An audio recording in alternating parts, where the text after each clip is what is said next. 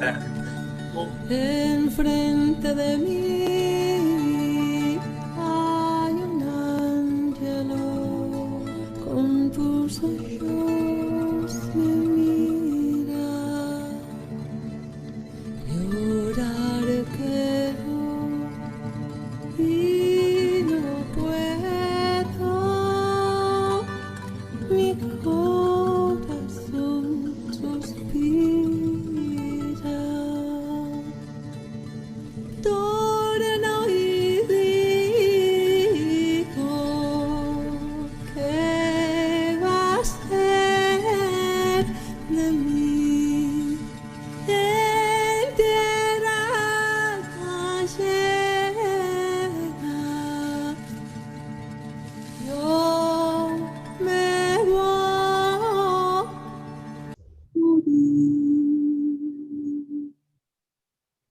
Bien, mientras que esperamos a las últimas personas que ya están ingresando, le voy a pedir a Leo Abadi, si por favor puede ir chequeando quienes van entrando, así seguimos sumando más gente. Bienvenidos a todos al tercer encuentro del CIDICSEF de este año 2021. En este encuentro tenemos la oportunidad de hablar de un tema que nos convoca como comunidad judía y como ciudadanos del mundo. Olvidar nunca fue una opción, y aún estando en pandemia, si se me permite una expresión utilizada por los partisanos, Mirzainen do, henos aquí. Hoy, 27 de enero del 2021, a 76 años de la liberación de Auschwitz, en el Día Internacional de Recordación de las Víctimas del Holocausto, hablaremos sobre la Shoah en el mundo sefardí desde dos abordajes: la poesía y sus autores, y la resistencia, partisanos y partisanas. Nuestras disertantes para hoy son la licenciada María Cherro Dazar y la licenciada Ellen Gutkowski. El encuentro de hoy va a extenderse un poco más de lo habitual, con lo cual los invitamos a que se queden del otro lado de la pantalla para presenciar el encuentro justamente tan especial del día de hoy. Quiero invitar, antes de comenzar con algunos agradecimientos, a la licenciada María Cherro Dazar, quien encenderá una vela para mantener viva la llama de la memoria en honor a todos aquellos quienes perecieron en la Shoah. Mari, ahí te voy a poner en grande.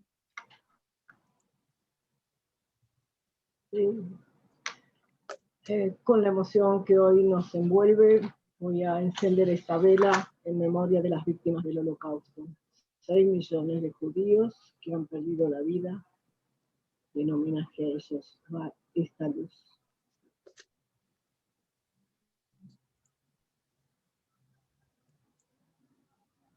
Muchísimas gracias, Mari. Como ya es tradición en cada uno de los encuentros que venimos realizando, antes de comenzar queremos agradecerles a todas las entidades que nos vienen acompañando junto con su auspicio durante todos estos encuentros, y ellas son la Comunidad Israelita Sefardí de Chile, el Centro de Estudios Sefardíes de Caracas, la Comunidad Israelita Sefardí del Uruguay, la Sociedad de Beneficencia Israelita Sefardí del Perú, la Comunidad Hebrea Sefardí de Bogotá, FESELA, Federación de Entidades Sefardíes de Latinoamérica, FESERA, la Federación de Entidades Sefardíes de la República Argentina, la Fundación Memoria del Holocausto de Buenos Aires y de Sephardic Jewish Brotherhood of America. A todos ellos, muchísimas gracias. Quería también agregar que en el día de hoy, José Menayé, el presidente honorario del CIDICSEF, envió una adhesión a este evento que dice lo siguiente: José Menayé adhiere a la conmemoración del 27 de enero de 1945 por la liberación de Auschwitz. Nunca más. Muchas gracias, José, por tus palabras. Y bueno, recuerden, como siempre les pedimos, si tienen ganas de enviarnos desde qué rinconcito del planeta están hoy junto con nosotros, luego vamos a estar haciendo mención a ello. Ahora sí, invito en este momento a una de nuestras disertantes, a Ellen Gutkowski, a que tome la palabra, así ya comenzamos con el evento de hoy. Ellen, adelante, por favor. Bienvenida. Ahí se está terminando de acomodar. Seguimos admitiendo a algunas personas más que se van sumando. Me van llegando también ya algunos saludos tradicionales, diría, de cada miércoles, del ICAI, de La Plata, de la Federación de Asociaciones Gallegas en Uruguay, desde Cava al Maco, y seguro que ahí me llega desde Corrientes también un saludo grande. Ya nos estamos acomodando. Saludo también a nuestros amigos en Facebook, si nos quieren decir desde dónde nos están hablando, nos están viendo en realidad. Vamos a estar también saludándolos. Ellen, ahora sí, te pongo en pantalla grande y comenzamos.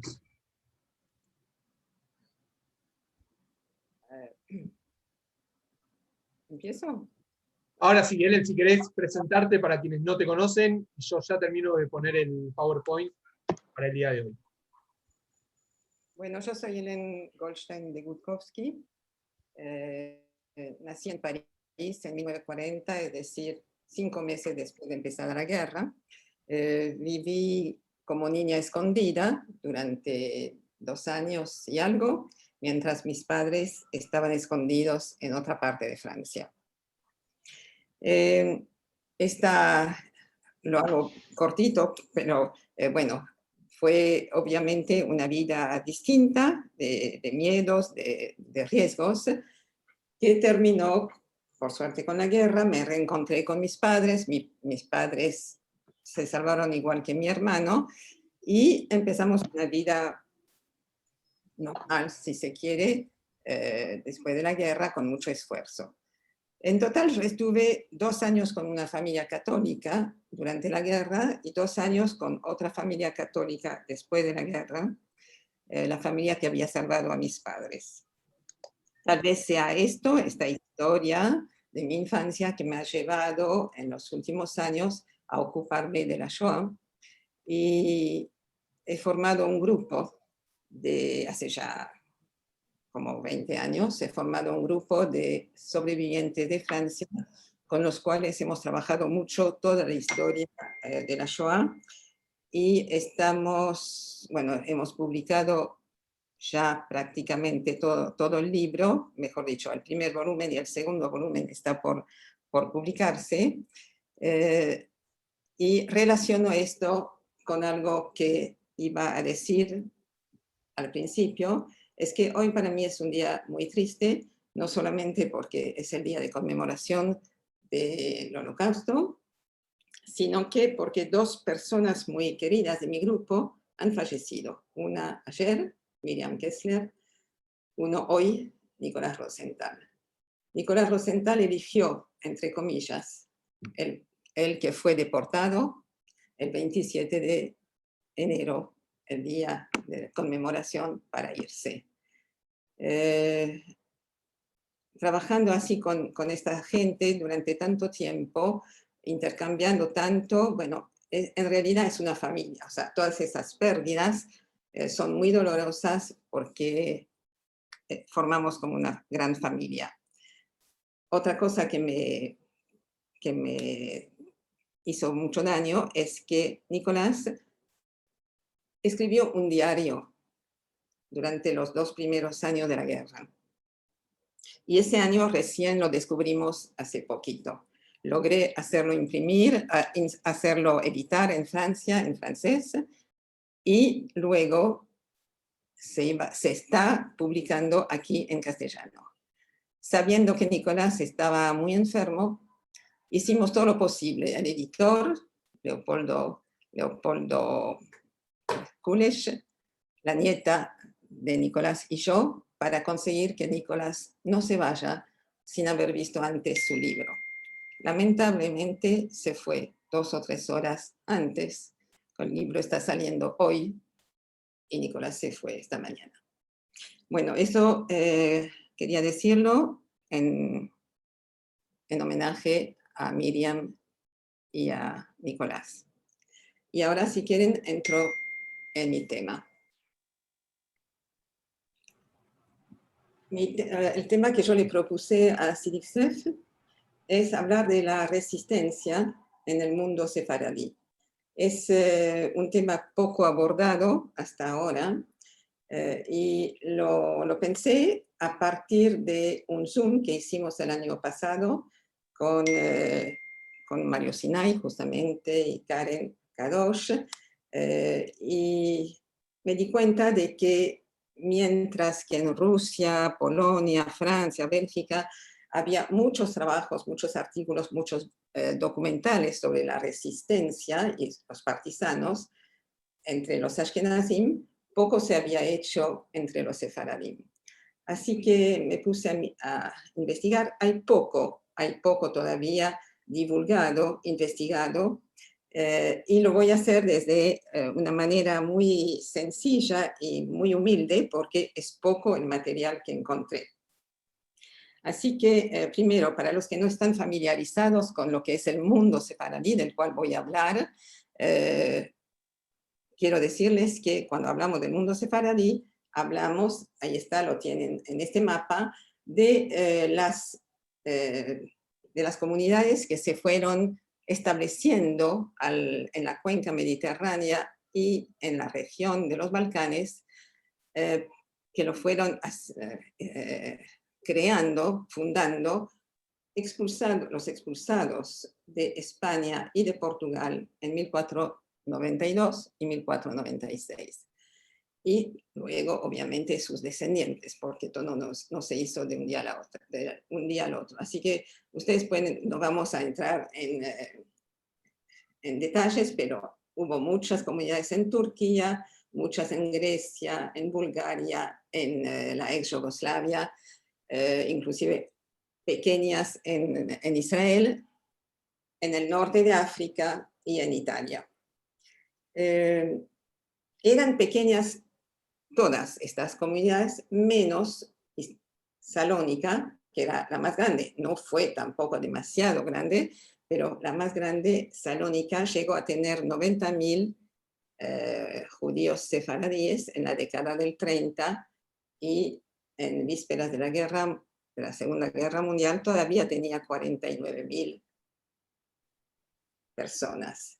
En total, la población sefaradí era mucho menor que la población ashkenazí.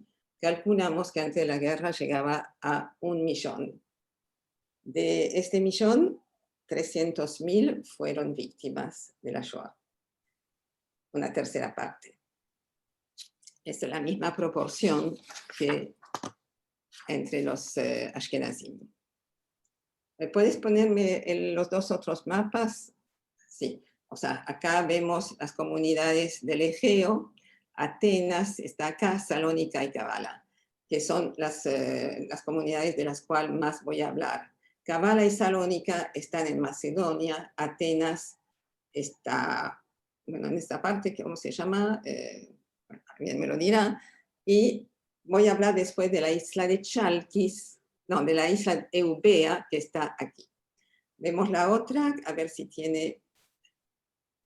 Bueno, era en realidad para ubicar algunas, Sofía, que es la capital de Bulgaria, Skopje, que es una ciudad importante de la ex Yugoslavia, Monastir, que está por acá, Belgrado, son las ciudades importantes donde hubo comunidades sefaradíes. Bueno, sigo y sí, bueno, acá también Kavala. Bueno, lo podemos dejar acá, está y después vamos a ver. Voy a hablar ahora, digamos, de la guerra en Grecia. Cuando el 28 de octubre del 1940, Grecia es atacada por Italia, ya hace más o menos 13 meses que la guerra está haciendo estragos en toda Europa. Al día siguiente del ataque se convoca y se alistan miles de griegos para ir a pelear, a luchar, y entre ellos se calcula que había unos 13.000 muchachos jóvenes judíos que se alistan para defender a Grecia, y entre ellos 343 oficiales. Digo esto porque me llamó la atención que haya tantos oficiales cuando en otros ejércitos de otros países europeos no dejaban demasiado que los judíos lleguen a esos comandos. Acá voy a introducir a la historia de un señor y de su familia que se llama Jaime Ángel, cuyo testimonio tengo en mi libro sobre el mundo sefaradí, la cultura y la historia, porque, digamos, es muy ilustrativo de lo que está pasando con el tema que elegí, que son los partisanos. Ángel, el señor Ángel, nació en Kavala, acá, y eligió... nació en Kavala, se alistó aquí en Kavala, fue, digamos, no sé dónde fue a guerrear, pero los griegos y judíos que se habían alistado lograron repeler el ataque italiano y inclusive contraatacaron de tal manera que los rechazaron hasta Albania, hasta la capital de Albania, que no figura acá. Entonces, Alemania, viendo a su aliada tan poco eficiente, invade a su vez Salónica. Invade Salónica en abril, el 6 de abril del 40, y ya la fuerza alemana no es nada comparable a la fuerza italiana. Salen de Tracia, salen de acá, y van bajando para el sur, hacia Salónica, y Kavala, Salónica y Atenas, en un avance arrollador. El 9 de abril, 3 días después, están en Salónica y en Atenas, donde van a izar la bandera de guerra nazi. ¿La podemos ver, esa foto? Sí. A mí me impresiona muchísimo una bandera tan enorme y tan negra con la cruz gamada que se está izando sobre el Acrópolis. Yo pienso que eso debe haber sido demoledor para todos los griegos, ¿no? Unos días después, sin embargo, podemos ver la próxima. Unos días después, 2 estudiantes griegos descuelgan la bandera nazi. Obviamente no les va a ser fácil, los nazis los van a perseguir y de ahí empieza unas represalias dramáticas. ¿No? Me pareció interesante mostrarles esto. Una vez que los soldados se dan cuenta, tanto los griegos como los judíos, de que no es ningún chiste, digamos, pelear con los alemanes, en realidad se desbandan en desorden y dejan el país, digamos, sin defensa.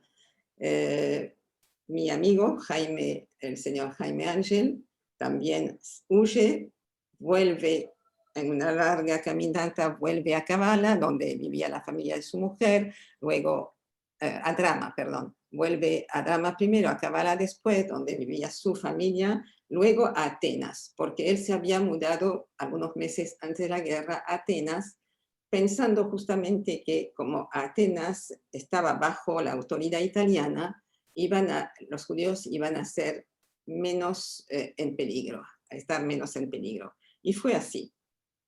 Él tenía visión, como decía, fue así. Durante los 2 primeros años pudieron vivir más o menos tranquilos, mientras en Salónica las cosas estaban muy terribles. Esa foto que vemos acá es del mes de julio del 43, ¿sí? Febrero del 43, perdón, no, es del 41. Es el censo obligatorio de todos los judíos de Salónica. Salónica todavía tenía 49.000 personas, les dije. Esos son los hombres, solamente los hombres están llamados a ser censados. Todos tienen que estar, se castiga a los que no están. Los hacen esperar todo el día bajo un día de sol. En Grecia hace calor en el mes de julio, bueno, sin agua, muchos de ellos se desmayan.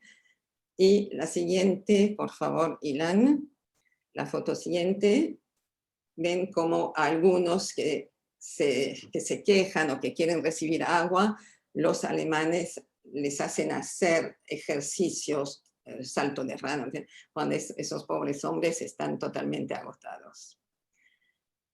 Bueno, pasamos ahora y voy a ver qué pasa con este señor Jaime Ángel. Cuando escucha hablar del censo y de los tratos que se dispensan a los judíos en Salónica, Jaime Ángel piensa que los judíos que viven en las ciudades van a correr muchos riesgos y que hay que esconderse. No se puede ir de Grecia ya en ese momento, no se pueden escapar, hay que tratar de esconderse. Jaime Ángel elige pasar a la isla de Eubea, que está pegada al continente, al norte de Atenas, y se va a ir a un pueblo por acá que se llama Astrofilia. ¿Por qué se va a Astrofilia? Yo les quiero decir, un soldado griego, él me había dicho, un soldado griego con quien había entablado una buena amistad mientras servíamos en el regimiento 71, me había dicho, si algún día tienes problemas, Vitalis, él se llamaba Vitalis, Jaime Vitalis, ven a Astrofilia, yo buscaré cómo esconderte. Este amigo era un partisano. Así que cuando llega Jaime con su mujer y su niña, Astrofilia, los reciben los partisanos y van a poder vivir ahí 5 meses protegidos por los partisanos que los cuidan. Él a su vez, como es farmacéutico, ayuda al médico, que también es partisano, y hubiese estado todo bien si esta ciudad, Astrofilia, este pueblo se encontraba sobre la ruta principal, que muchas rutas no debía haber, se encuentra sobre la ruta principal de la isla, que es el camino obligado de las tropas. Entonces Vitalis decide huir a otro lugar, a un pueblo que se va a encontrar acá en las montañas, ubicado en una zona prácticamente inaccesible, Santa Ana. Bueno, ¿por qué les cuento este huir de la familia Ángel, de Kavala a Atenas, de Atenas a Astrofilia, de Astrofilia a Santa Ana, cuando mi tema no es el huir, sino el hacer frente? Cuando mi tema, mi propósito, es hablar de la lucha de los partisanos. Lo hice porque se me juntaron lo que yo había hecho 20 años atrás con Jaime y lo que intenté hacer hoy con ese trabajo de investigación, entre comillas, sobre los partisanos en Grecia. Yo había escuchado a Jaime, había aprendido mucho, además hablaba un perfecto francés, había aprendido mucho de lo que había sido la guerra en Grecia, además me recordaba muchas cosas de lo que habíamos vivido nosotros en Francia, pero es recién ahora que estuve trabajando sobre los partisanos en Grecia, que me doy cuenta de que si ellos se pudieron salvar, no es solamente gracias a la particular geografía de la isla de Eubea, o de Grecia en general, que sí, les ayudó, pero es sobre todo gracias al sentido patriótico, a la valentía, a la generosidad de los que luchaban, de los partisanos, los que luchaban contra los alemanes. Esto nos demuestra una vez más que la historia grande se construye y se entiende a partir de las pequeñas historias. Repito, esto nos demuestra una vez más que la historia grande se construye y se entiende a partir de las pequeñas historias, y que a su vez las pequeñas historias solo se entienden en toda su complejidad cuando uno puede tener la visión total de los hechos. En Salónica vuelvo a Salónica, la Comisión Rosenberg había llegado para terminar su propósito de robar, de sacar todos los bienes de los judíos. No solamente los bienes materiales, sino los bienes culturales. En particular, en Atenas, en Salónica, que era una ciudad muy judía, muy importante, donde había muchas sinagogas, muchos oratorios, donde había una biblioteca muy importante. Los alemanes habían hecho un relevamiento antes de la guerra, se preparaban y sabían qué cosas importantes había en cada una de las ciudades. Vaciaron prácticamente los templos con objetos litúrgicos, se llevaron objetos litúrgicos, se llevaron Torot, se llevaron todas las cosas que para los judíos y para la cultura en general son importantes, incunables, muchos libros.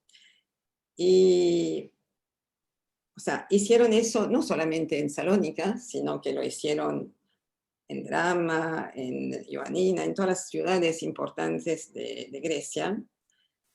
Se llevaron además, obviamente, hombres, mujeres, niños y ancianos deportados a un engañoso Israel nuevo en Polonia. Por eso es que Jaime hizo muy bien de escaparse. Son muy pocos los judíos que han logrado salvarse. Tengo otra persona de mi libro que pudo salvarse también, pero con mucho más dificultad porque lo delataron muchas veces. Bueno, ahora, una vez que los nazis ocupan Grecia, las autoridades huyen a Egipto, no tienen más poder, y los alemanes colocan un gobierno títere en Atenas, que no puede obviamente hacer gran cosa. Pronto empiezan a mostrar los síntomas de un país en guerra, inflación galopante, falta de alimentos, etc. Lo que lleva al pueblo a identificarse con los partisanos. En esos 2 años de presencia alemana en Griega, nacieron varios movimientos de resistencia. A ver, podemos ver, Ilan, la próxima. Bueno, no les voy a hablar de todo eso. El primer partido partisano estaba ligado con el Partido Comunista, el segundo, al revés, con el Partido Nacionalista. Había otros grupos menores, pero a lo que yo quiero ir es que había muchísima gente adscrita a la resistencia y luchando de la manera que podían para entorpecer la presencia alemana. Entonces, a medida de que la situación se hace más difícil para el pueblo, más gente llega a anotarse, a inscribirse, no sé cómo se dice, a adscribirse a los partisanos. Y entre los partisanos, en general, llegó a haber una cantidad apreciable de judíos. No sé si saben, pero se calcula que hubo unos 30.000 judíos luchando en la clandestinidad en Ucrania, Polonia, Francia, etc. No sé cuántos judíos hubo en Grecia y en otros países del Mediterráneo, pero los hubo también, y tanto en un caso como en otro, tanto entre los Ashkenazim como entre los Sefaradim, lo que me llamó la atención es que hubo muchas mujeres que participaron de la lucha partisana. Entre los Ashkenazim hubo 10% de mujeres.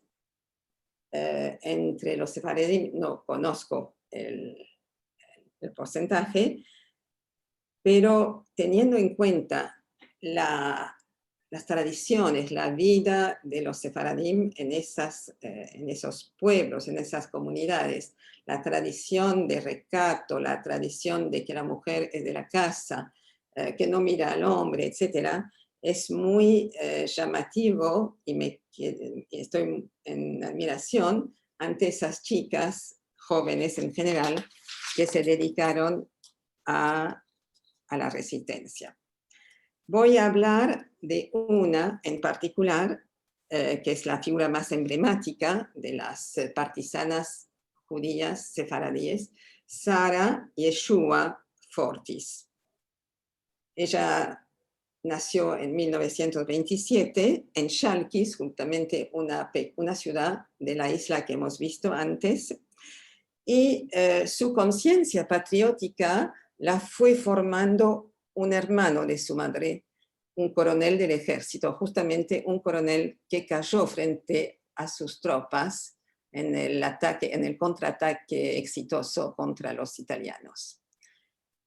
O sea que desde muy pequeña ella se sentía muy griega. Ella siempre decía que ella es 100% griega, pero también 100% judía. Hacían Shabbat, seguían las fiestas, iban al templo. O sea que digamos, sus dos identidades estaban perfectamente integradas. En 1941, cuando los alemanes invaden Grecia, ella tiene 14 años. 14 años. Y es ahí que empieza a escuchar hablar de las deportaciones, de gente conocida, de gente que no vuelve, y eso obviamente va a jugar mucho en el desarrollo de su personalidad. Primero tratan de esconderse ella con su madre y su hermana en pueblos, como lo hizo Ángel. Uno de los pueblos donde estaba fue quemado por los alemanes porque había judíos. Bueno, van a otro lugar más lejos y finalmente deja a su madre en un pueblo bien aislado y ella toma la decisión de transformarse, de convertirse, en andarte. Andarte, en griego, significa combatiente de la resistencia. Es una chica de 16 años y tiene obviamente un carácter poco común, o sea, habla con los hombres del grupo de resistencia con quienes va a luchar, que son del Partido Comunista, y pone sus condiciones.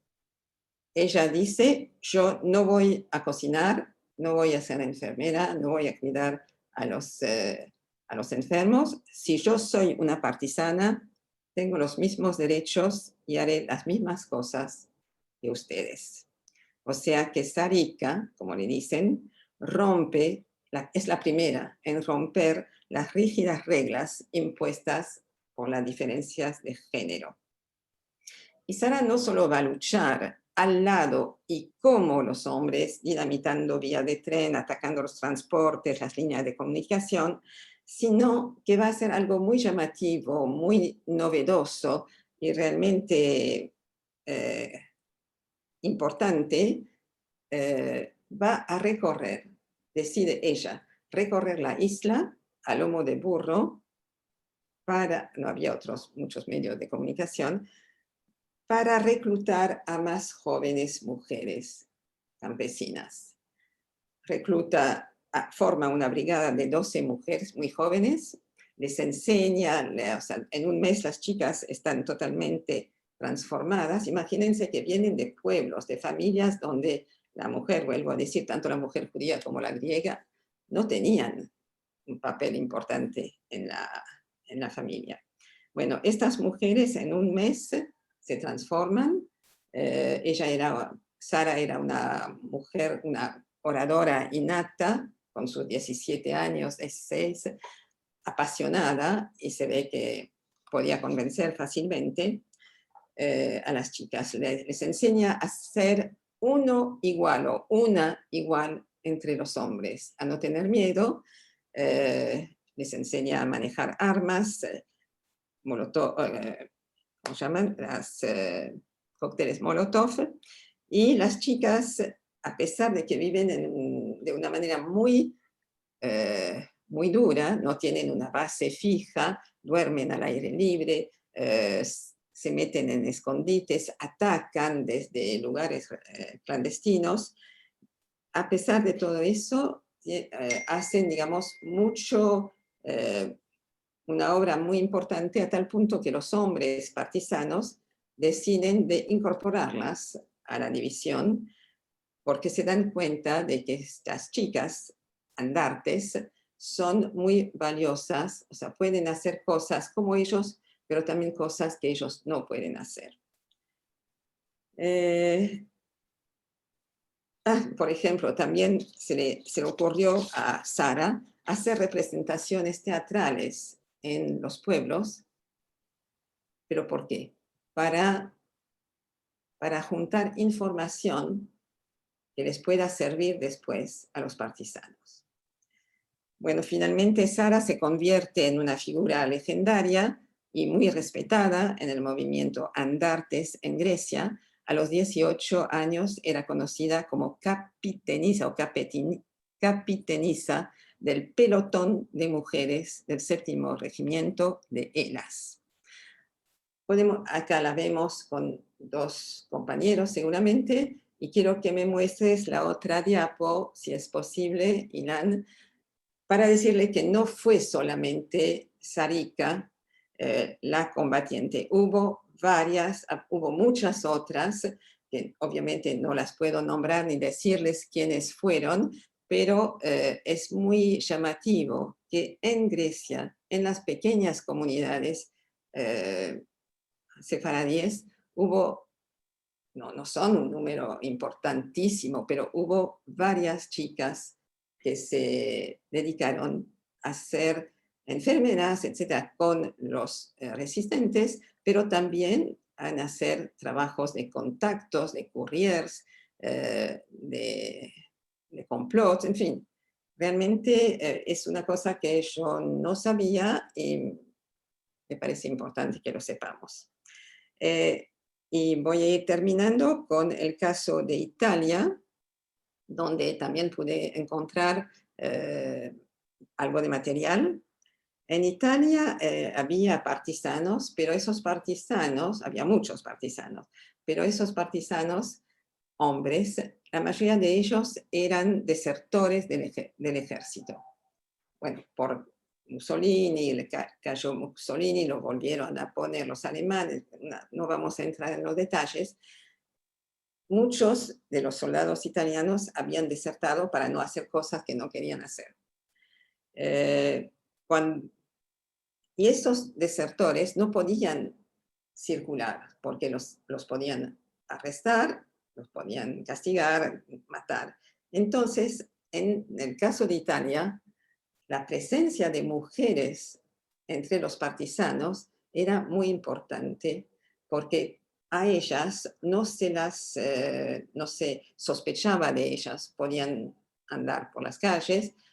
Por ejemplo, Marisa Diena, que es la más conocida de estas mujeres de la resistencia italiana, circulaba constantemente en bicicleta, iba de un lado a otro a contactarse con distintos grupos de partisanos, y a ella también se le ocurre formar un grupo de más mujeres.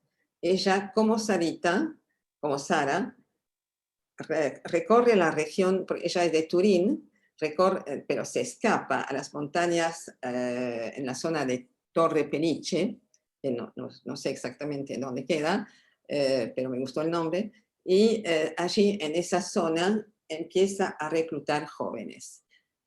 Como Marisa les enseña a hacer, digamos, no asaltos, sino a atacar los regimientos alemanes por atrás con cócteles Molotov.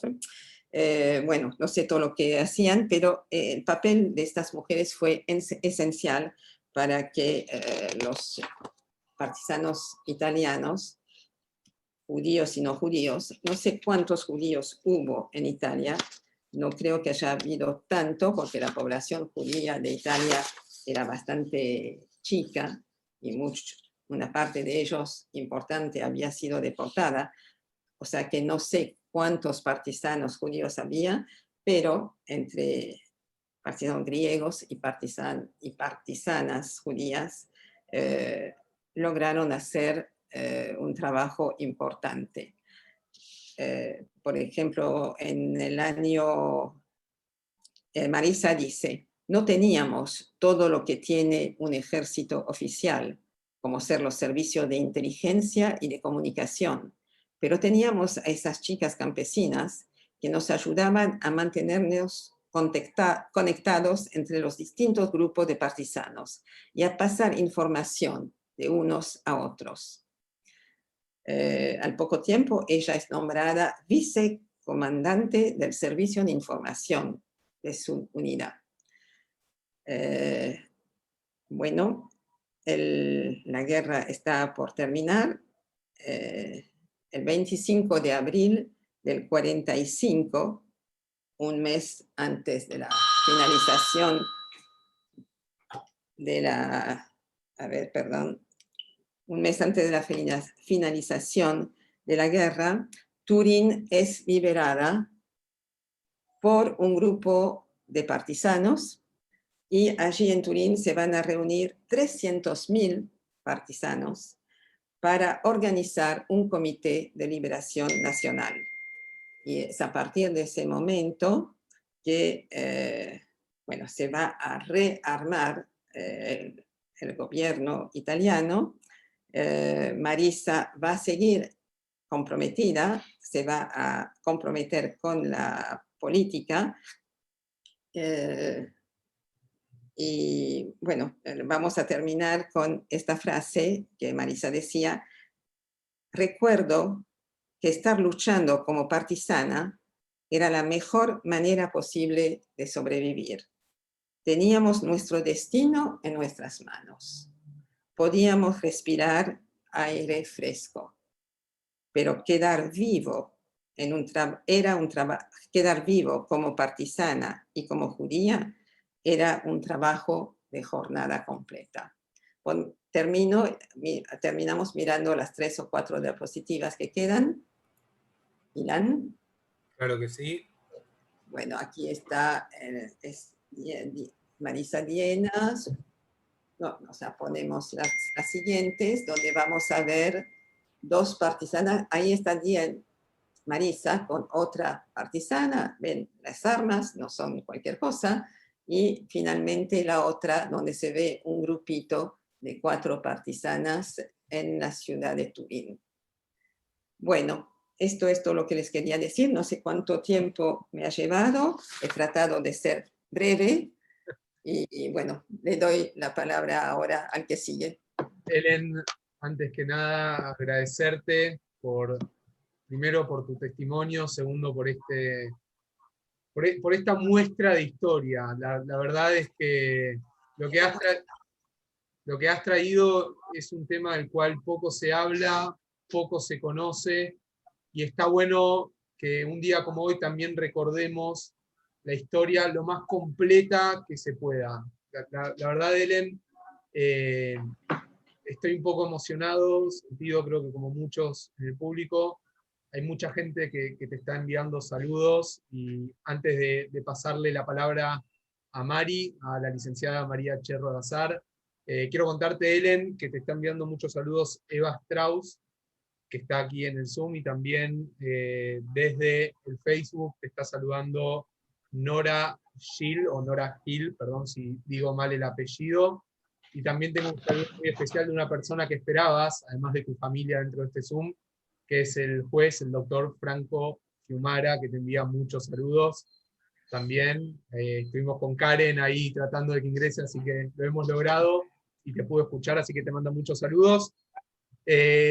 Hoy las preguntas, si es que llegamos a lograr un pequeño espacio, va a ser al final, pero les voy a decir, les voy a volver a enviar vía chat los medios de contacto del CIDICSEF para que puedan seguir ampliando y sacarse todas las dudas que tengan al respecto. Ellen, nuevamente muchísimas gracias por esta presentación. Y ahora sí, querida María, adelante, por favor. Un placer. Bueno, muchísimas gracias. Después de esta exposición de Len, donde pone a la mujer judía y partisana de relieve, realmente es una historia asombrosa que agradecemos sinceramente. Por supuesto que desconocíamos mucho, solo le quería acompañar, que no pude hacerlo en la semana, que es la otra partisana de Monastir, que fue Yamila Colonomos, que también la tenemos como poeta, que es el tema al que yo me voy a dedicar. En principio, bueno, me presento como integrante de CIDICSEF, hace más de 20 años que estoy trabajando en la institución, y mis objetivos creo que van siendo concretados con cada uno de los libros que pude cumplir en hacer, en escribir y en investigar junto con Walter Duer, que son los libros del centenario de los 100 años de presencia de los judíos de Damasco en Buenos Aires, 100 años de presencia de los judíos de Turquía en Buenos Aires a través del templo de la calle Camargo, más conocido, que es un hermoso libro y una hermosa investigación. Un libro sobre el cementerio de Lomas de Zamora, un libro sobre la biografía de don Shaul Sutton Dabá, un libro que está por aparecer, ya está impreso y va a salir en estos días, que es La vida del rabino Saadia Ben Zaken. Sé que voy abarcando y cubriendo las comunidades judías de Buenos Aires de origen sefardí, de origen mizrahi, con lo cual me siento realmente honrada de haber participado, de haber podido trabajar en esas investigaciones donde realmente no había material ni historia escrita, así que me doy por satisfecha que CIDICSEF me dio los elementos de inspiración para poder hacerlo, ¿no? Así que esa es un poco mi presentación. Yo realmente el libro del Templo de Camargo, que tiene 1.000 historias, donde también aparecen estos personajes que voy a nombrar ahora, que tienen que ver con la producción literaria de los sefaradíes. Y lo primero que podemos decir es que hasta fines de los años 70, los sobrevivientes sefaradíes de la Shoah mantuvieron silencio, no contaron las atrocidades vividas en los campos de concentración. Las terribles escenas no solo no las quisieron contar, sino que tampoco nadie las quería escuchar. En los campos, el uso del ladino, su lengua, era desconocida por los judíos esquenazíes, un impedimento para comunicarse con ellos, y que no podían responder ni siquiera cuando los llamaban los capos los capos nazis, llamándolos por sus números, a los que es el silencio de estos deportados devolvían con golpes y torturas, casi siempre causaban la muerte de muchos. 300.000 sefaradíes fueron asesinados durante el Holocausto. La aniquilación de aquellas comunidades sefarditas condujeron prácticamente a la agonía de una lengua y una cultura. El judío español se iba perdiendo, las comunidades adoptaban la lengua del lugar donde se asentaban, reemplazando el idioma de sus antepasados. La desaparición de esa lengua parecía inevitable. Los sobrevivientes esquenazíes, un poco voy a mencionar algo que pasaba en Israel, que era que los sobrevivientes esquenazíes que se refugiaron en Israel eran mayoría, y muchos menos eran los sefaradíes que llegaban hasta el Estado, hasta lo que todavía no era el Estado. Muchos jóvenes sefardíes entre los 15 y los 29 años se instalan en la ciudad de Tel Aviv y Haifa, trabajan en industria y en tareas administrativas, y muy pocos realizan tareas rurales. El silencio y el anonimato sefardí se prolongaron hasta finales de los años 70. Un cambio en la política de Israel cuando Yitzhak Nabon fue elegido el 5º presidente del Estado y comenzaron a organizarse grupos para contar y escribir sobre sus vivencias en los campos. Formaron coros, organizaron reuniones y hasta crearon una revista impresa para plasmar su presencia y sus experiencias. En Israel los sobrevivientes sefaradíes atraviesan un lento proceso para recuperar su memoria. Tan prolongado y tan estricto fue su silencio que les costaba recuperar sus recuerdos. Comienzan a ser convocados para entrevistas en radio y televisión, a formar parte testimonial de centros de investigación en universidades, hasta de instituciones públicas y privadas que se interesan en el tema y que se fue replicando en otros países. Varios factores influyeron para que este cambio se produjera. La caída del muro de Berlín, los contactos más estrechos con España, ambos hechos facilitaron el acceso a archivos, a la publicación de libros, actividades culturales con música tradicional sefardí y una nueva literatura que se acercaba a esta temática. A principios de la década del 90, la inminente conmemoración de los 500 años de la expulsión de los judíos de España y los 500 años del descubrimiento de América aceleraron la importancia del reconocimiento de la cultura sefardí. Se fundó además en Israel la Autoridad Nacional del Ladino para concentrar sus estudios y favorecer la continuidad de las investigaciones en torno a su historia y cultura, al mismo tiempo que la difusión y el desarrollo de instituciones similares en el resto de países que así lo hicieron, como Argentina con el CIVICSEF. Se establecía así un puente entre las comunidades de antes del Holocausto y el resto de la sociedad judía. La creación literaria, hacia los años 80 y 90, tiempo en que se inician algunos autores a escribir fundamentalmente escribieron sobre la nostalgia de las ciudades que habían abandonado, que debieron abandonar, aquellos lugares de nacimiento que le traían tantas nostalgia, tantos recuerdos, y otra parte de los que escribieron eligieron contar la crueldad y el sufrimiento padecido por los sefardíes durante el Holocausto. Los primeros poemas quedaron en las cajas de recuerdo de sus autores. No todos publicaron sus escritos ni fueron difundidos. En general, tenemos experiencia de eso. Los sefaradíes no publicaban la obra escrita, ni siquiera no se animaban. Lo único que les estimulaba era escribir en su propia lengua y rescatar aquellos recuerdos de aquellas ciudades que habían abandonado. Hubo dos revistas, como Aquí Jerusalén y Los Muestros, y una página en el diario Shalom de Turquía, dedicadas a publicar los escritos en judío español.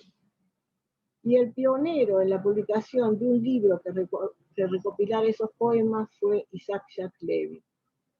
También tenemos un primer escritor sobre temas del Holocausto, que fue Yehuda Peraya, un hombre nacido en Santi, un comerciante tabacalero, que se refugió en Atenas apenas empezó la Segunda Guerra, en casa de una persona de su servidumbre. Conservó toda su obra, que la conoceremos próximamente en un libro que CIVICSEF tiene el gusto de presentar, de una autora argentina-israelí que es Susi Gruz. Así que próximamente vamos a conocer la historia de Yehuda Peraya, quien no solamente escribió sobre lo sucedido en la guerra, sino que también dedicó un poema, que para mí fue un descubrimiento estos días, un poema dedicado a Mishael Moljo. Mishael Moljo fue un rabino de Salónica, que antes de que bombardearan los alemanes, recorrió los cementerios y registró en un libro todos los médicos y personalidades que habían llegado a Salónica después de la expulsión de los judíos de España en 1492. Mishael Moljo escribió también Las costumbres sefaradíes, otra obra. Realmente llegó a la Argentina, nosotros estamos orgullosos de haberlo tenido en la comunidad de Camargo y en la comunidad Shalom de Buenos Aires.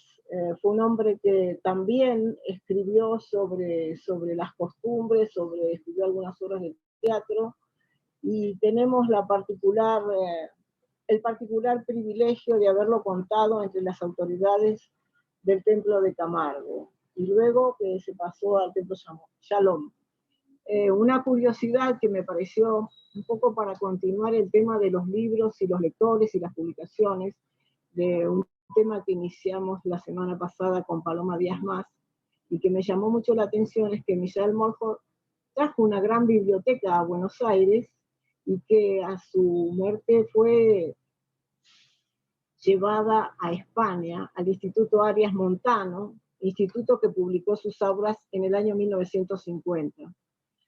Si bien no son obras poéticas, sí pertenecen a la literatura sefardí, que tiene una gran importancia porque Misael Molho escribió prácticamente al detalle las costumbres sefarditas del calendario hebreo, con muy buen criterio, y además tiene unos capítulos que escribió sobre los juegos infantiles, sobre refranes, romances. En realidad hizo una pequeña enciclopedia de lo que vivieron los judíos de Salónica, esta ciudad tan populosa, tan trabajadora, con una población judía realmente fervorosa y practicante.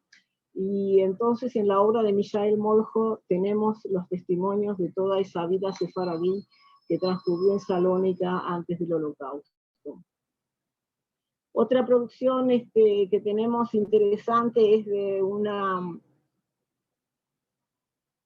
persona que conocemos mucho, que es Flori Yagoda, a través de su canción dedicada a Hanukkah, que son 8 candelicas. Pero Flori Yagoda, que nació en Sarajevo, tiene un corpus de poemas muy interesantes también sobre la Shoah y la vida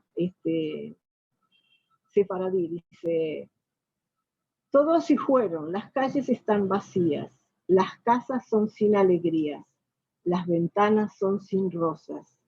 Los bárbaros alemanes vinieron y a los campos de concentración se los llevaron, y a casi todos los mataron, los quemaron. Muy pocos, apenas un puñado, salvaron. Tenemos otro poeta que es Hasid Eli, que también de Salónica, que se pudo escapar. Acá tenemos un nuevo partisano, Helén, que yo voy descubriendo a través de la poesía y un poco de las biografías que se van encontrando, y que fue un partisano que se escapó a las montañas, luego llegó a Israel y allí tradujo novelas griegas al hebreo y al judeo español, y su poesía dedicada a la nostalgia de Salónica, y donde se pregunta: ¿te amo o te aborrezco? Digamos, la amó porque vivió en ella, y la aborrece porque ya no puede volver. Pues está Aarón Mazarano, que escribió un poema sobre la bustela, que es los trabajadores de la construcción en los campos, y los malos tratos que allí recibían, poniéndole énfasis en los horarios de las comidas a las que nunca eran recibidas, ¿no? Así que él marcaba un poco su poesía en función del horario en que tendrían que ser atendidos, y sin embargo estaban abandonados a su suerte, pero el trabajo lo debían cumplir igual. Tenemos también a Clarice Nikolsky, una poeta que nosotros conocemos bastante bien, porque Dina Roth, lamentablemente hace pocas semanas fallecida, dedicó un CD a su poesía, le puso música, y entonces tenemos un lindo CD con las voces de Dina Roth, con la voz de Dina Roth y la poesía de Clarice Nikolsky. Pero Clarice Nikolsky, que también, ella nació en Lyon, pero su familia era de Sarajevo, tiene un libro que se editó en Buenos Aires en 1981 y que se llama Toque de Queda. Y allí describe con una minuciosidad cotidiana y casi minuto a minuto de la vida de los sefaradíes que estaban en su familia de origen de Sarajevo, sefaradí, que vivía en Lyon en 1943. Y allí, como digo, hace una descripción muy, muy detallada y poética de esa vida que Clarice vivió cuando tenía 5 o 6 años en Lyon. Y una expresión que me gustaba era cuando se refería que escuchaba alguna información en la lengua de sus padres que hablaban el judío español. Entonces marcaba una diferencia muy notable entre las personas que hablaban francés, lugar donde ella vivía, en Lyon, y en la lengua de sus padres. Y entonces ella contaba. Y esto lo escuché en la lengua de mis padres, no en la lengua de Francia, ¿no? Después está otro poeta nacido en la ciudad de Rodas. Un poco estoy limitándome también a lo que era Salónica y Rodas, ¿no? Isaac Absadarel, nacido en 1923, que escribió sobre la ciudad de Rodas. Un detalle no menor, que es los recuerdos del Purim en la calle ancha, donde muy chico yo salí sin hartarme de ti, en mi memoria y corazón te tengo, espérame, que a verte vengo. Y así describe cómo festejaban Purim en la calle ancha, bien conocida, muchas fotos que hemos visto de Rodas, donde para Purim estaban los vendedores de dulces, de frutas, y esta descripción hace a Sarabel en su poema. Así que en general, esta marcada diferencia que hay entre la poesía de aquellas ciudades que dejaron, que abandonaron antes de la Shoah, o de los recuerdos de los sobrevivientes que estuvieron en esas ciudades y que ya nunca será lo mismo, porque son ciudades, como dice Yamila Colonomos en su libro Monastir sin judíos, ¿no? Ya se han ido todos los judíos de esas ciudades que tuvieron que abandonar. Tenemos también poesías de visitantes, descendientes de las víctimas del Holocausto, que visitaban las ciudades de sus padres y realmente después hacían una especie de construcción poética sobre esos lugares que sus padres habían vivido su infancia, su juventud, y que ya ni vivían sus padres, ni la ciudad era la misma. Vuelvo a decir, la ciudad sin judíos, ¿no? Y estos poetas fueron Matilda Coensarano, Margalit Matitiau, Abner Pérez. Hay varios que han dedicado poemas a esta ciudad a la que vuelven para visitar y conocer cómo era aquel lugar donde habían nacido sus padres, con una melancolía, con una tristeza, con un dolor, con un deseo de volver a ver o imaginar siquiera aquellas ciudades llenas de judíos, de vivencias, de intensidad, de costumbres, de canciones, de liturgia, ¿no? De celebración, sobre todo de celebración, porque tenemos como característica en general los sefardíes de hacer celebraciones prolongadas de nuestras festividades, con todas las comidas que con eso se materializa y se simboliza cada una de las fiestas. Y voy a terminar con un poema de Margalit Matitiau, aunque tuvimos la suerte de conocer en Buenos Aires, que nos visitó en el año 2000. Tuvimos un encuentro así donde ella habló de la literatura en judío español, y una cuestión bien argentina que nos representa y que nos enorgullece de saber es que en general muchas de las visitas que recibe CIVICSEF quieren conocer el lugar donde vivió Borges, conocer su poesía, conocer el espacio donde desarrolló su obra, y también tuvo la suerte Margalit de dar una conferencia allí en el año 2000, que me parece interesante, atractivo poner en énfasis estas frases que dice, antes de que Margalit Matitiau visitara la ciudad de sus padres, dice: antes de la partencia al portal de tu chiquez, vine, madre mía, a batir en riba de la piedra de tu casa eternel y decirte que me voy, ande se crió tu alma, ande tu padre plantó en ti simiente de poesía.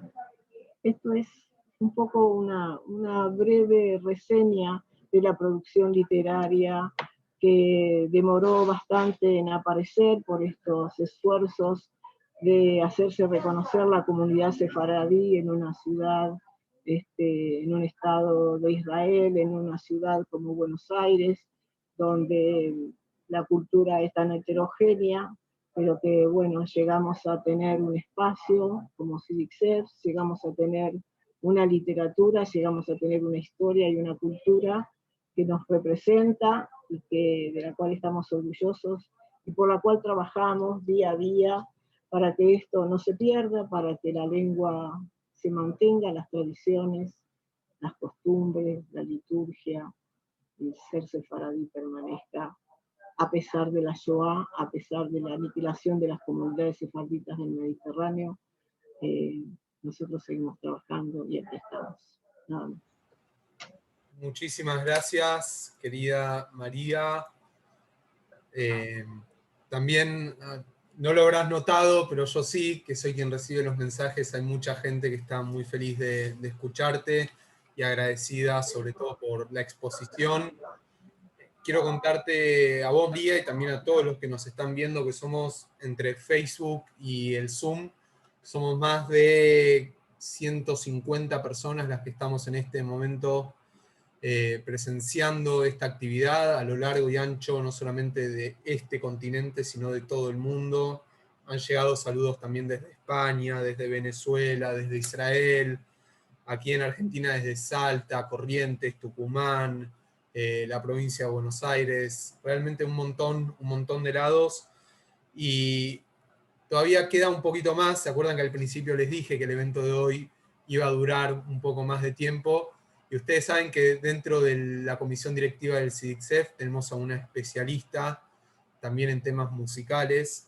Hicimos un abordaje desde lo histórico con las historias de Ellen, estuvimos haciendo un abordaje desde lo literario con María, y ahora le toca a la profesora Graciela Teva presentar, porque tenemos dos materiales para cerrar el encuentro de hoy, musicales muy particulares. Así que le voy a pedir a la profesora Graciela Teva que se active su micrófono.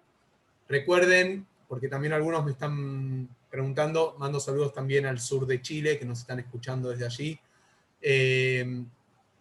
Desde Santiago también nos mandan saludos. Recuerden que esta charla queda grabada y que queda subida al Facebook del CIDICSEF y también a YouTube. Por si tienen ganas de buscarlo, ponen en el buscador CIDICSEF y allí aparece. Ahí veo también a José Menayé, le mando un saludo a José que me escribió también, y a toda su familia, a Mario Cohen también, presidente. Ahora sí, si no me quedo saludando a toda la gente que está adentro. Querida Graciela, adelante.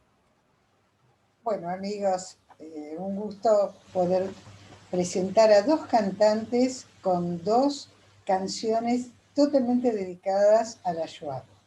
La primera es la cantante Jacinta, cantante argentina que vive en París desde 1980. Posee una hermosa voz que acompaña con su cálida expresión. Difunde repertorio de canciones en yiddish y sefaradíes. Trabajó en películas francesas, dirige el coro de música judía en París y participa de festivales internacionales de música klezmer en ciudades europeas. Aborda varios géneros musicales, entre ellos el tango, con un profundo sentimiento porteño, y su exquisita sensibilidad la lleva a interpretar las canciones del folclore argentino del enorme Atahualpa Yupanqui. Y en CIDICSEF se lució con su cante en nochadas inolvidables que permanecen entre nuestros mejores recuerdos. Gracias, Jacinta, por participar en esta reunión. Un abrazo a la distancia, aunque está en la pantalla. Después de escuchar y ver una grabación de Jacinta, vamos a escuchar y ver a Orit Perlman. Amigos, escucharemos a la cantante israelí Orit Perlman, quien gentilmente grabó para la reunión de hoy una copla de Auschwitz. Orit es hasanit y desde algunos años trabaja con la doctora Susana Weyahar, enamorada del repertorio sefardí, quizás en recuerdo de su abuela de Turquía, se dedicó a aprender cada cante con atención de las grabaciones de los informantes, con quienes tuvo encuentros y en algunas ocasiones ha cantado junto a ellos. Esto la ha llevado a estudiar ladino. Su excelente y maleable voz, cultivada en la música clásica, practicada en su trabajo de Hasanut en Israel y Estados Unidos, es importante destacar la incorporación de coplas sefaradíes que aprendió dentro del repertorio litúrgico y en su trabajo en las sinagogas sefardíes, dando nueva vida al repertorio. Amigos, Jacinta y Orit Perlman. Vamos entonces, querida Gra, después de esta presentación, al primero de los videos para que disfrutaran el día de hoy.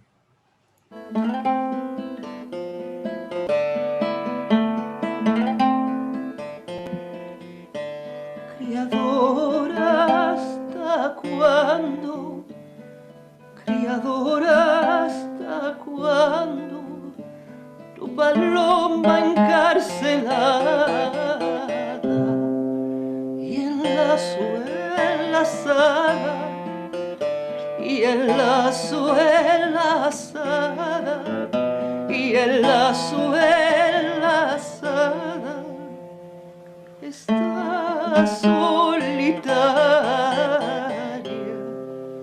y sin sus y yo, y sin sus hijos, y sin sus hijos. Mezquina es movida, mezquina es movida, la paloma donde anda, enhielada y en escura, enhielada y en escura, enhielada y en escura, usada noche y día, y ella es muy medrosa, y ella es muy medrosa, y ella es muy medrosa. De espada la engañosa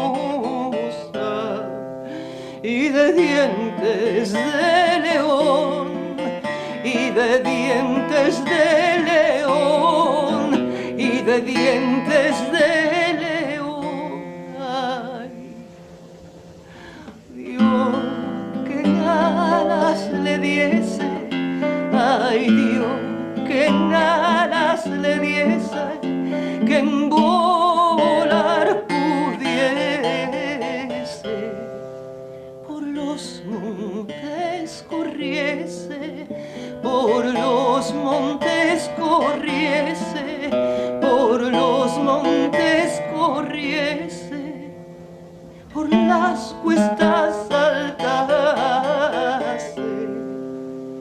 por venir con su querido, por venir con su querido, por venir con su querido, y dentro en escondido,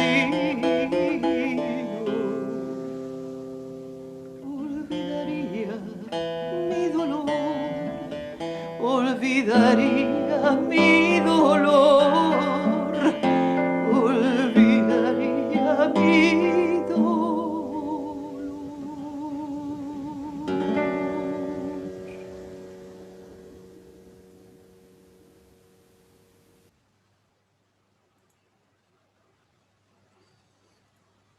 Bueno, como verán, hoy la música que elegimos desde ya que está claramente relacionada.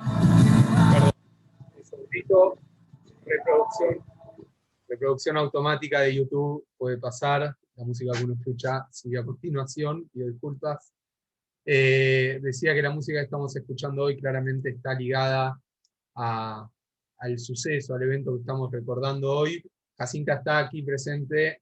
Jacinta, gracias, ahí está saludando, ahí la voy a poner bien en grande para que la puedan reconocer. Ahí está bien en grande para todos. Jacinta, del otro lado te están aplaudiendo y al mismo tiempo también agradeciendo por los mensajes que estoy leyendo, por esta hermosa melodía que interpretaste. Así que, de verdad, muchísimas gracias también por sumarte. ¿Puedo decir algo? Sí, por supuesto.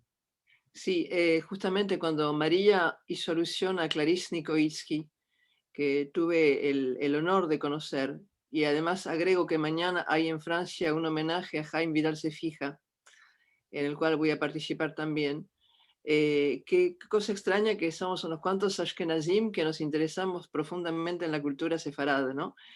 Tendría muchas cosas que contar. En realidad yo había preparado mi guitarra porque le había dicho a María que no puedo cantar porque acá son casi más de las 11 de la noche y que puedo molestar a mis vecinos. Pero quizás en otra ocasión o les mando una cartita o mando un mail y contaré la historia de mi encuentro con Clarissa Nikovich, que me marcó muchísimo en mi vida, y que su libro, justamente Couvre-feu, visto a través de la mirada de una niña, explica lo que es ser francés y ser también de otro origen que no se entiende muy bien a la edad de 5 años. Gracias por esta iniciativa que tienen. Esta es la segunda reunión a la que asisto y no me perderé las otras. Gracias a vos, Jacinta, por sumarte. Agrego algo que nos escribieron desde Facebook, para que vean que estoy en todos lados, que dicen que nos agradecen por este evento que estamos haciendo, por este vivo, y dicen hashtag #WeRemember. Les cuento, para los que no saben, que hay una campaña a nivel mundial que se inició en inglés, pero ya está en varios idiomas, que en esta fecha en especial se sube una foto con un cartel que dice #WeRemember. Acá en Argentina, por ejemplo, usamos hashtag nosotros recordamos, justamente para recordar a cada una de las víctimas de lo que fue la barbarie del nazismo. Teníamos una cantante más, si no me equivoco,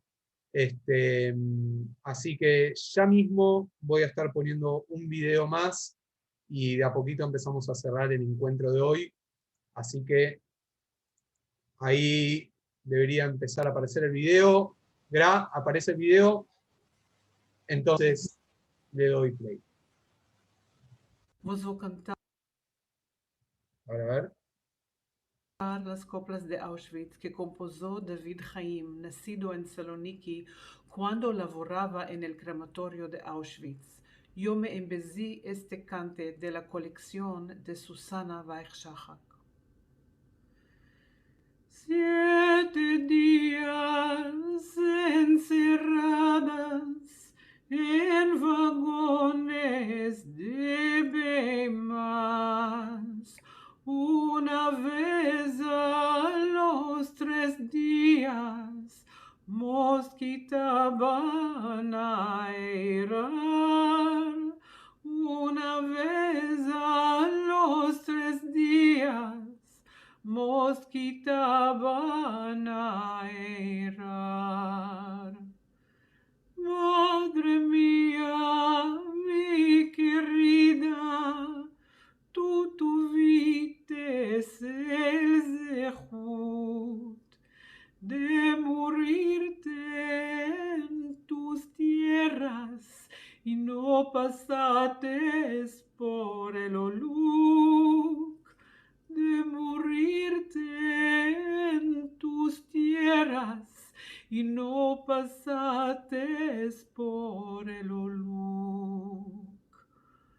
Padre mío, mi querido, ¿quién te lo iba a decir? Que vinieras con tu hermano al crematorio de Auschwitz, que vinieras con tu hermano al crematorio de Auschwitz. Padre, madre, hermanos y hermanicas, saliendo todos reyagis a el patrón del mundo, que envíe salud a mí, que me quite de estos campos para vos echar Kadish.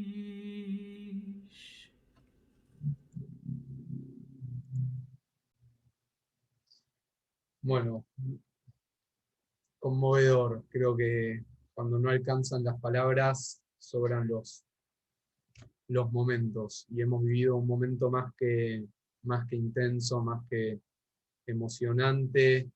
Y le voy a robar la palabra a María. Un momento solemne, creo que hemos vivido en el día de hoy.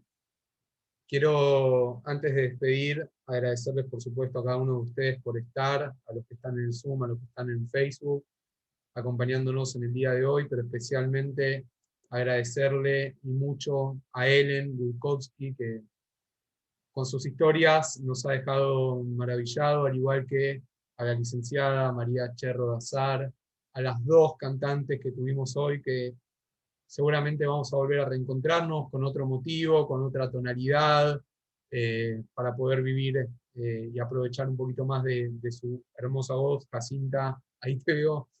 Gracias nuevamente por sumarte hoy.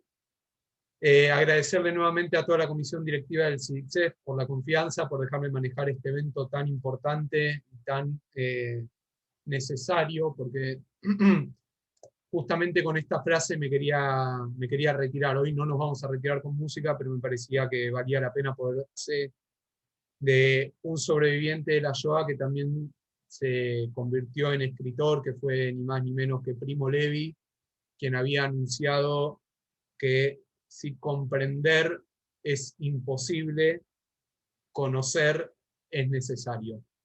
Y hoy lo que estuvimos haciendo fue eso, dar a conocer todo lo que estuvo sucediendo durante este tiempo. Será hasta la próxima, agradecerles a todos, esto va a quedar grabado, va a estar subido a las redes sociales de Facebook, de YouTube, en todos lados, lo vamos a estar difundiendo. Será hasta el miércoles, si no me equivoco, de la semana que viene. Graciela, María, Leonardo, ¿sí? ¿Estamos de acuerdo? ¿O dentro de 2 semanas será? Porque estoy confundido. 2 semanas, entre 2 semanas. Entonces será hasta el miércoles 10 de febrero, ¿sí? Para volver a encontrarnos, les damos un pequeño respiro, les damos vacaciones, un poquito de vacaciones del CIDICSEF, pero después tienen que volver con nosotros, no se nos alejen. Gracias a todos por estar, gracias por acompañar, gracias por ser parte del CIDICSEF. Será hasta la próxima. Muchísimas gracias.